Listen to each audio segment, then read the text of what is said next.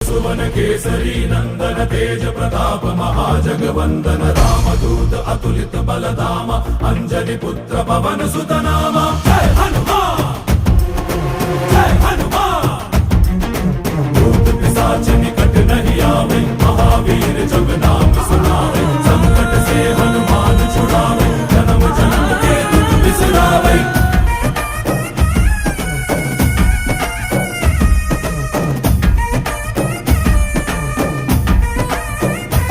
ಓ ಭುಜ ಬಲವಾ ತೋರಿ ನಿಂತೋನೆ ಭವ ಭಯವಾ ನೀಗುಬಾ ಜೈ ಶಿವರೂಪನೆ ಭಜರಂಗಿ ಜೈ ಜೈ ಭವತಾರಕ ಭಜರಂಗಿ ನರ ನರವು ರಾಮ ಎಂದೋನೆ ನಿಜ ಗುಣವಾ